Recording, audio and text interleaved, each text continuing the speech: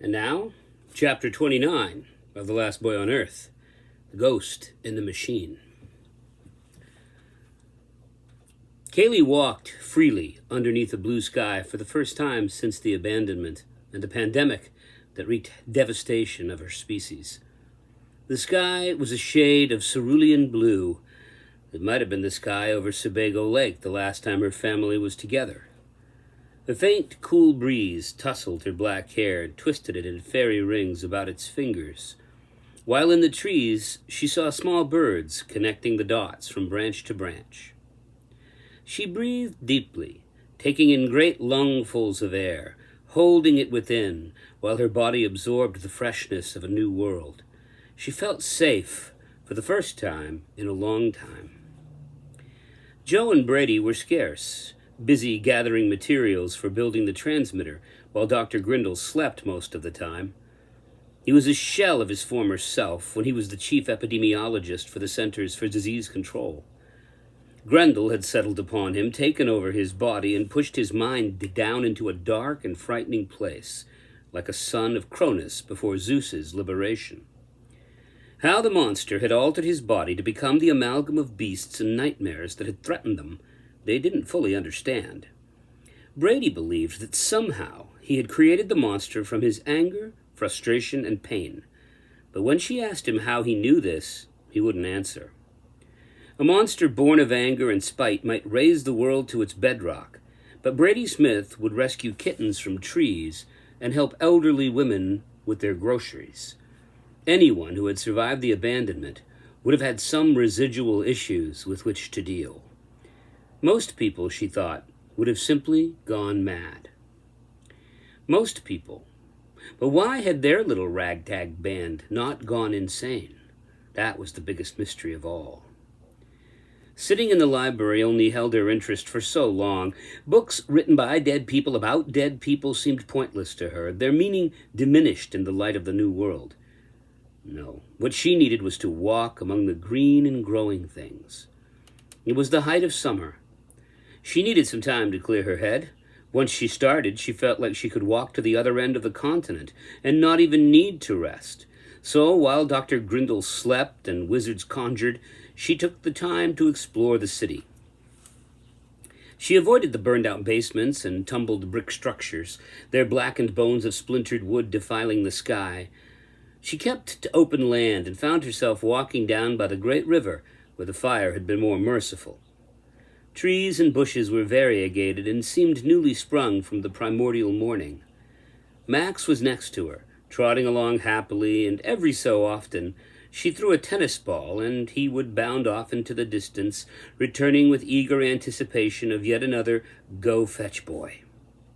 Max had adopted her long before she adopted him. In fact, he rarely left her side. It was difficult to determine if Max was Brady's dog or if he had pledged his allegiance to this new and steely-eyed mistress. How was she going to survive on this empty, quiet earth? Though she may have 3 human companions, she was the only girl, and this posed some interesting problems. She knew there were other survivors somewhere out there, and that if their plans came to fruition, she would eventually have a wider circle of companions. But even then, she knew that never again would she stand in a line, go to a large party, be a member of a bustling crowd, noticing that cute boy standing in the corner and wondering wistfully. Those days were long gone, and if they ever came again, she would be long gone. As she walked, she thought of her mother and of the last words they exchanged. She didn't always like thinking about her mother, but she was always there, resting quietly in the back of her mind like she was watching, waiting for her to do something. Her mother? How much she would have given to speak to her for even 5 minutes. I mean, why was it that she felt her mother was still lingering somewhere nearby? Was her mom's spirit watching over her? No, that wasn't it, she decided.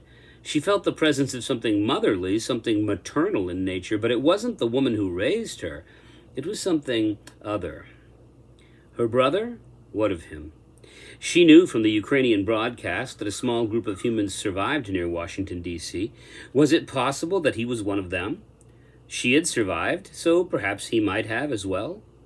Perhaps her ability to survive the Great Falling was genetic, and if so, he might have made it. If they could make contact, she could find out.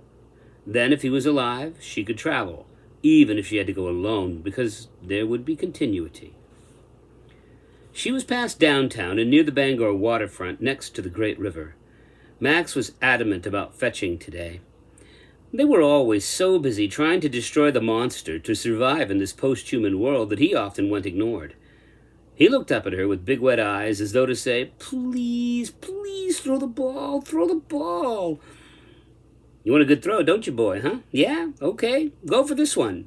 And she threw the tennis ball as hard as she could, and Max bounded off into the distance and then, to her horror, followed the ball right into the Penobscot River.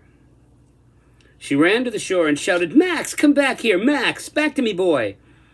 He paddled out a little further into the waters and clamped his jaws around the yellow tennis ball, turned around and eagerly paddled back to the shore. He didn't appear to be having very much trouble moving through the water, much to Kaylee's relief, and as he neared the shoreline sloped up quite sharply, and Max found himself unable to find a purchase on the ground. He kept attempting to jump up to the shore, but every time he tried, he failed, and Kaylee could see that he was quickly tiring. She found herself on the edge of the shore, reaching out her hand to grab Max and help him make it safely up, which she eventually did. However, in lifting him to the shore, the awkward stance she took caused her to tumble, and she fell headfirst into the cold waters of the Penobscot. Max was safe, but she was suddenly gone, thrust into another world. "She has returned," the voices seemed to sing. 1,000 small bells rang and tingled as she found herself immersed in something, but it certainly didn't feel like water. Again, as before, she felt herself lifted and held in place by unseen hands, surrounding her like a blanket, caressing her like a mother might to calm a nervous child. She'd been here before, in the rainstorm, and during the battle when Grendel was defeated. This was someplace other. This was someplace else. All sense of time immediately ceased, and she felt the presence of the others, and she knew they were those of the waters. She was surprised that she wasn't afraid. "You have returned to us. She will be pleased. We welcome you, Charon." Kaylee didn't know what they meant, nor did she know who Charon was, and she didn't care. Wherever she was, it was as serene as silent, still waters just before dawn. Whoever they were, they seemed pleased to see her. "How do you know me?" she asked. "We have known you since before you were named. We would know you in another life, in all universes." They spoke in riddles and metaphors. "Where am I?" she asked. "In the waters, between the worlds, in your place, made for you since the fall." "I don't understand," she replied. She floated for moments past long tributaries, rivers within rivers, streams within streams. There were colors here mixing with shades of gray. There was a long, low sound just barely audible to her ears. Were those forms in the water? Was she seeing people in her midst, floating around her? Were they human or spirit?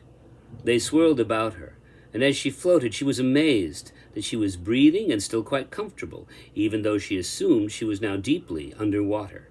Invisible hands moved her along, passing her from one to the next in a long succession of handlers, until she found herself in what must be the center of the waters, the exact spot between the banks of whatever river in which she was now immersed.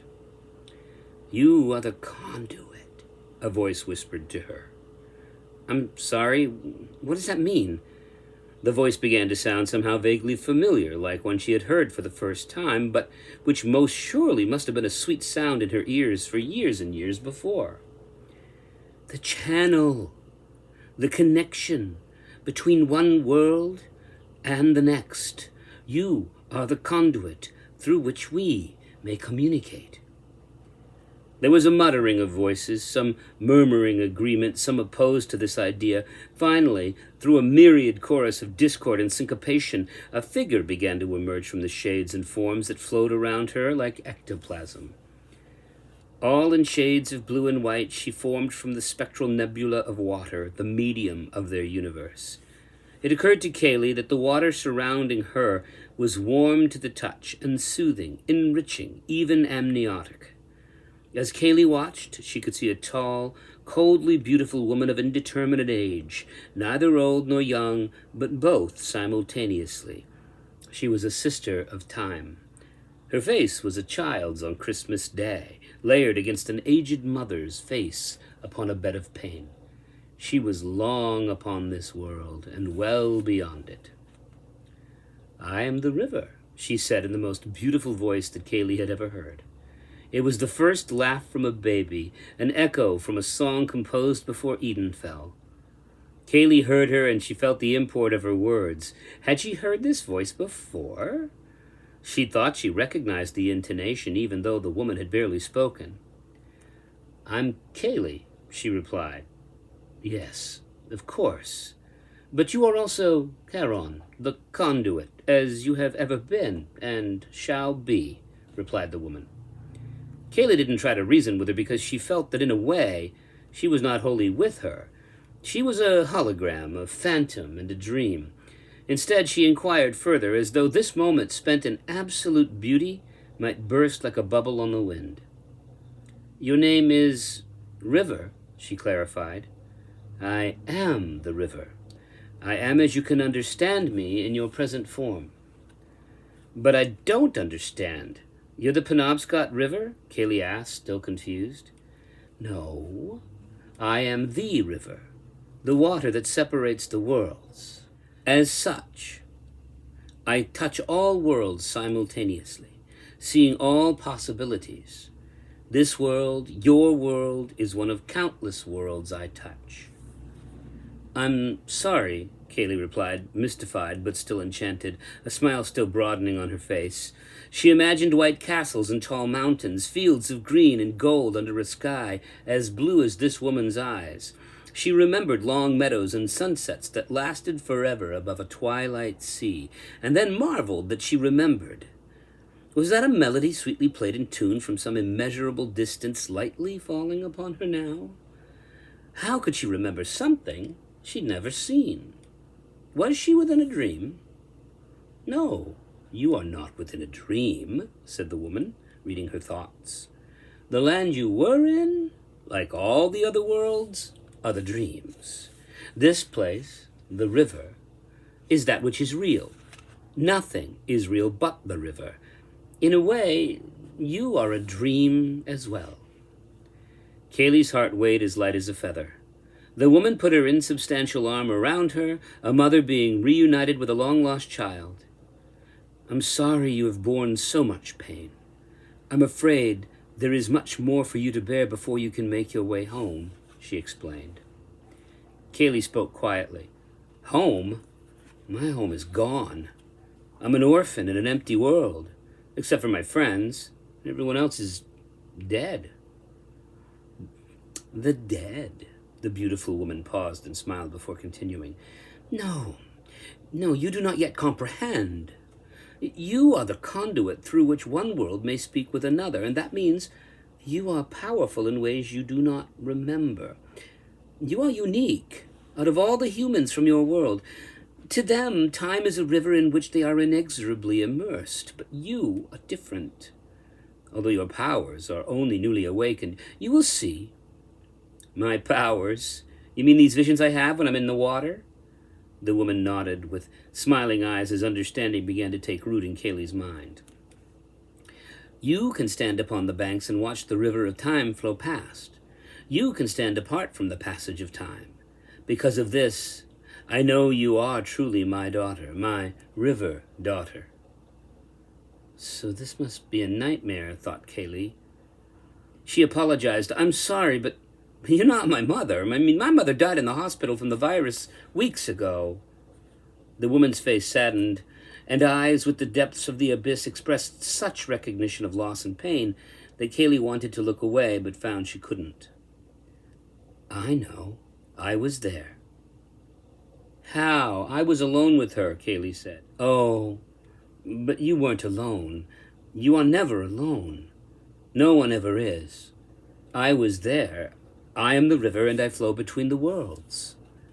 Kaylee drew back and brushed the woman's hand from her shoulder. "The only thing in that room with my mom and me was death," Kaylee said plainly, as though stating a simple, obvious fact to a child.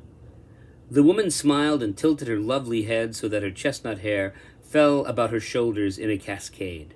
She didn't speak, but her smile bored into Kaylee's heart and awakened ideas and suspicions.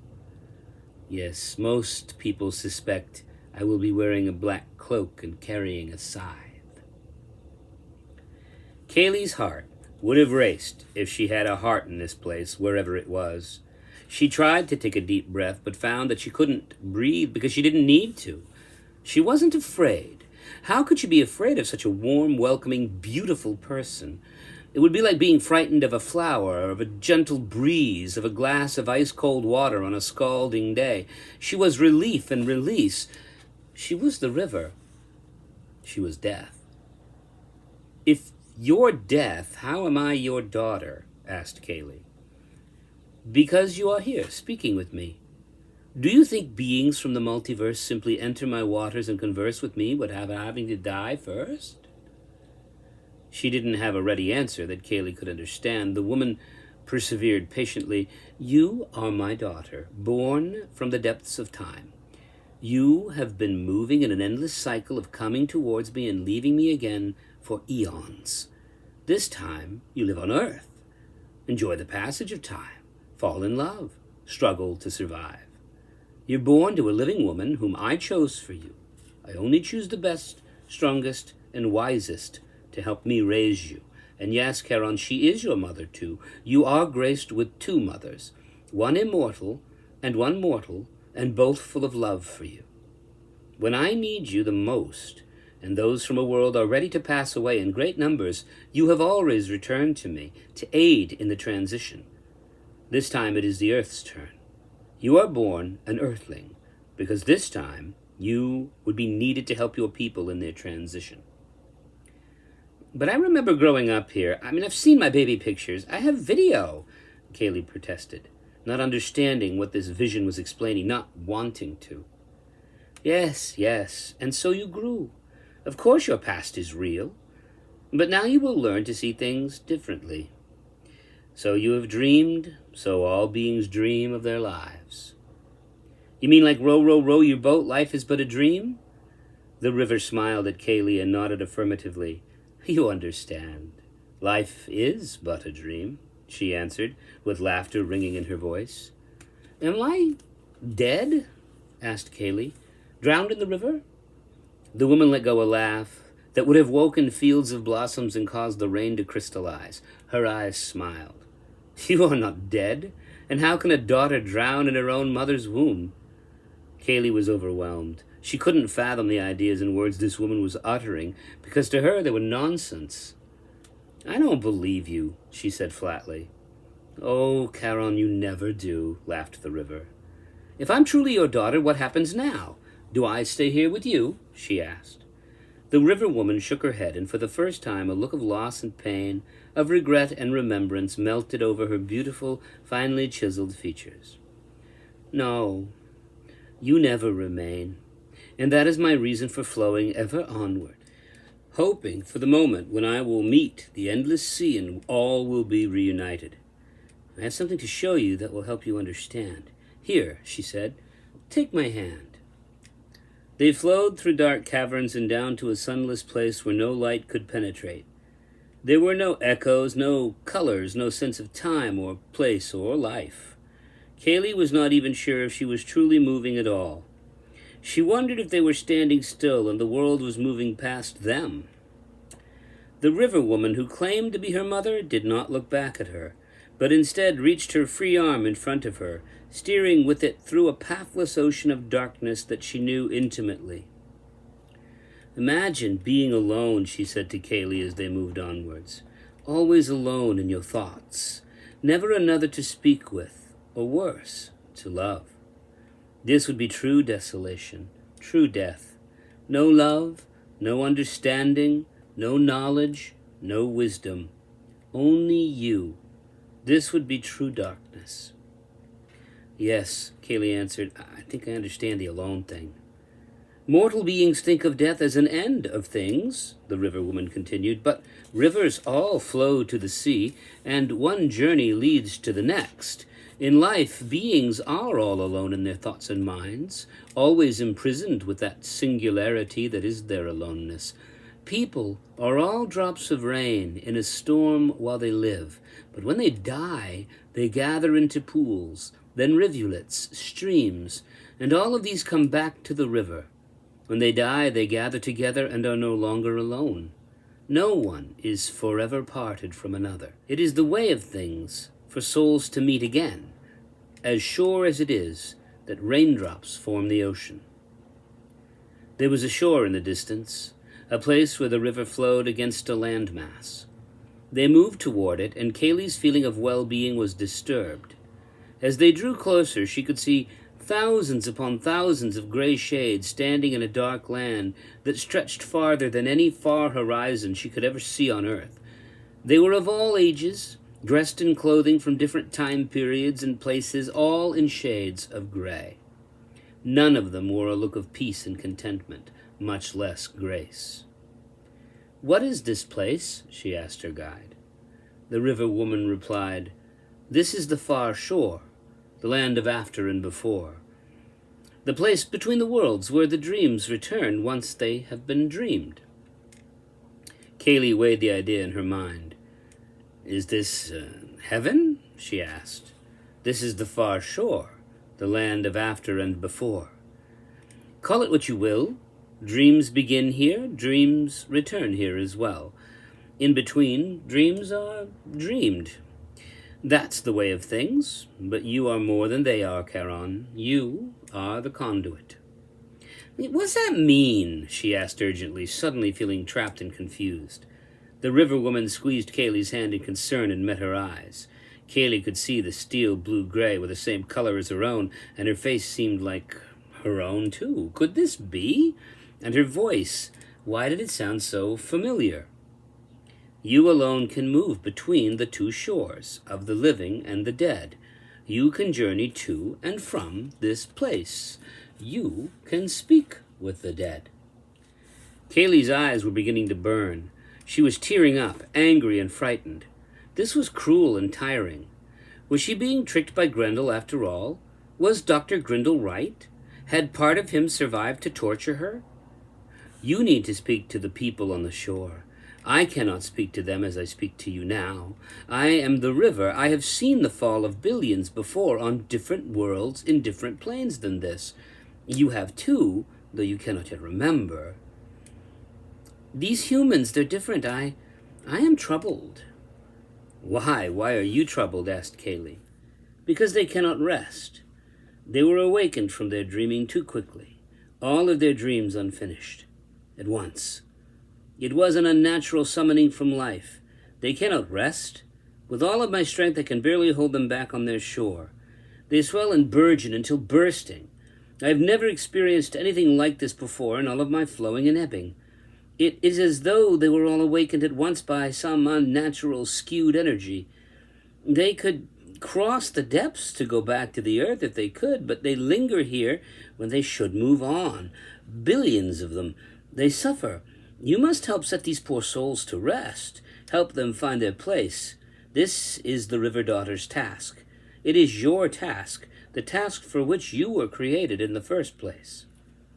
You want me to speak to the dead?" she asked, not believing her own words. "You are the only one who can," replied the river woman. "They need your help as much as you need theirs," she added. She looked long and deeply into the river woman's eyes and wondered why she had ever been afraid of death before. Then the river woman was gone, and Kaylee was on the shore with thousands, millions, a billion gray shades. From the distance they had seemed restless, and she could see the concern on their faces, and from this place, this close place, the fear in their eyes. They saw her there, and began to move toward her like moths in a flame, crowding in upon her, minions of the dead. She wanted to panic, but as they moved ever closer, she was surprised that she couldn't feel their weight against her. They flowed through her. They were tissue paper and soap bubbles. They were insubstantial phantoms. "What do you want?" she shouted. Though they all opened their mouths to talk, no sound came from them. They were entombed by the silence of the grave. As they swarmed closer and closer, she began to walk among them, letting them pass through her. What was agitating them so? What could possibly cause such anxiety? And then she saw her. "No!" she shrieked in her mind, but her legs moved her closer and closer, and her arms attempted to wrap around the person, but they only cut through the air and clasped themselves. A ghost. Her mother's ghost. Like a dagger to her heart and a bomb to her mind, she heard something that she had never thought to hear ever again, the sweet sound of her mother's voice, her human mother, the mother she loved. "Kaylee," she said, but her lips did not move in cadence with her speech. Like some badly dubbed foreign film, it became apparent to Kaylee that the voices of the dead are out of step and out of time, and especially out of tune. Her mother's voice continued. "We were all taken at once, billions moving away from the earth, with years and years left to finish our dreaming, to finish our living, and so many things left undone, and we don't yet understand why." Tears streamed down Kaylee's cheeks as she put her hand up to touch her mother's beloved face, though her hand simply flowed through. Her mother continued, "We don't want our deaths to be pointless and worthless. We want our deaths to mean something. We weren't allowed to live our normal spans, taken against our will into this place by the virus. So few of you remain, Kaylee."